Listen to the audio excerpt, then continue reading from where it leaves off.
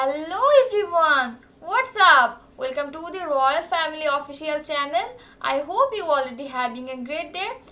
Before we begin, hit the subscribe button and give this video a thumbs up. Today I am going to tell you a news about Kate joins Prince William in ceremonial welcome of Emir of Qatar state visit. So let's go to the described news.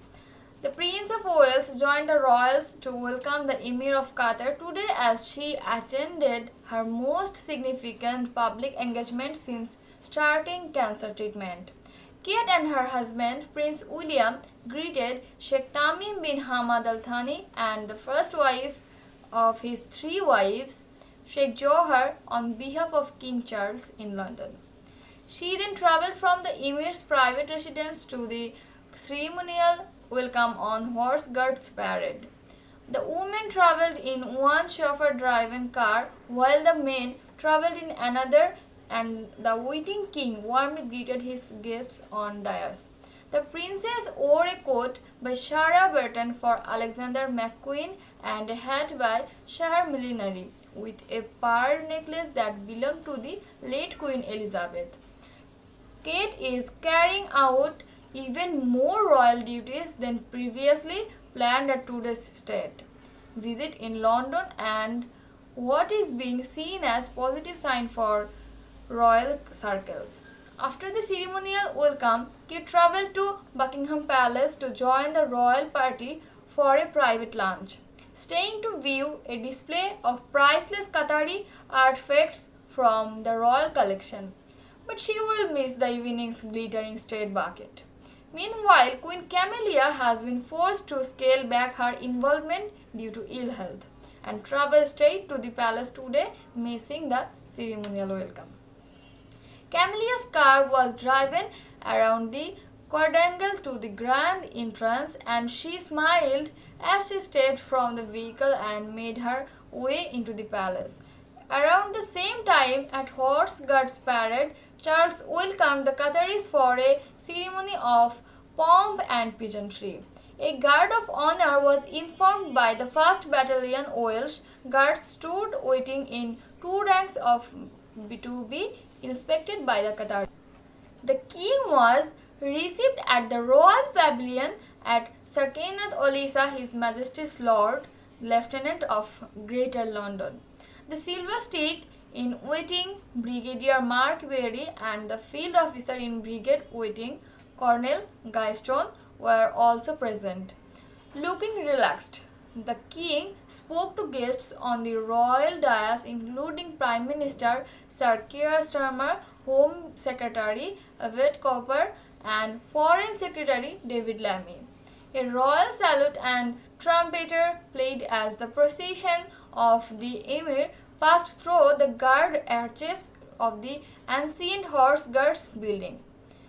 As they were welcomed by the king at the pavilion, gun salutes were fired across London. The 76-year-old monarch then made a number of presentations before inviting the Emir of inspect the guards of honor as the Qatari national anthem was played. As they go out of their cars, William affectionately placed his hand on his wife's bag while they stood on the dais. Kate then turned to the king and offered him a deep courtesy before the five greeted officials in the lineup. More than 900 soldiers, including nearly 200 army musicians and 100 members of the king's troops, Royal Horse Artillery, turned out at Horse Guards in honor of the guests. For this state visit, the format has been adjusted slightly to allow the king's troop, Royal Horse Artillery, to play more visible role, not least because the Emir adores his horses and passed out of Sandhurst as a young man. After the king invited a decidedly delighted-looking Emir to inspect the guard of honor, William and Catherine remained on the stage, chatting animatedly to the Sheikh. The royal party then departed Horse Guards in a spectacular carriage procession accompanied by a sovereign escort to the household cavalry. Later at Buckingham Palace, the king arrived at the grand entrance in the Irish state coach with his visitors to the sound of the Qatar and British national anthem. Waiting inside in the guard hall was the Queen. In the second carriage, the Australian state coach were the Prince and Princess of Wales with the Qatari Prime Minister Sheikh Mohammed bin Abdul Rahman bin Jassim Al Thani. Sheikh Mohammed stepped from the carriage first, followed by William, with both turning to wait for Kate. The princess stepped carefully from the state coach in her knee-high, high-heeled boots. The whales walking side by the chatting on one another, with Kate carrying a small matching burgundy handbag and a pair of gloves. As they made their way up the red carpeted steps of the grand entrance, more pomp and pageantry awaited as they arrived at the palace, a second guard of honor and a rendition of both the British and Qatari national anthem. Camellia was waiting inside to greet her guests but did not step outside because of her illness. Former economist Sheikh Mohammed is also Minister of Foreign Affairs and a member of Qatari royal family, has been Prime Minister since 2023 and is distantly related to the Emir. In the palace, quadrangle information was a guard of honor from the 1st Battalion Welsh Guards in their grey greatcoats and bare-case hats with the band of the Irish Guards. A dismounted detachment of household cavalry stood either side the guard entrance. The royal source described the announcement of Kate's attendance as good news as the princess continues with her slow and measured return to public life after the completion of her preventive chemotherapy treatment.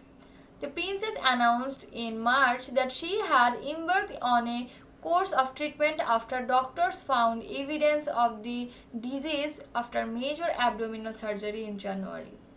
In September, she revealed that this had now been completed but warned that it would take time and patience for her to return to full-time royal duties. Now, today's events mark that start of busier week of Kate, who will be hosting her annual Christmas carol service at Westminster Abbey on Friday. The princess is expected to be joined at the event by her husband Prince William and children Prince George, Prince Charlotte and Prince Louis. But Camellia has pulled out of today's welcome at Horse Guards Parade on doctor's advice because she is still suffering from the lingering side effects of nasty viral chest infection.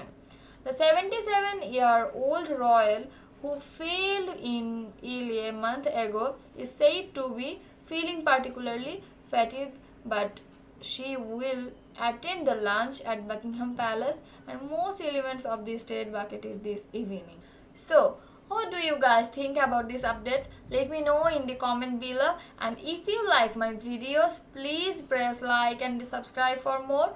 I will see you guys next time or next video. Happy watching.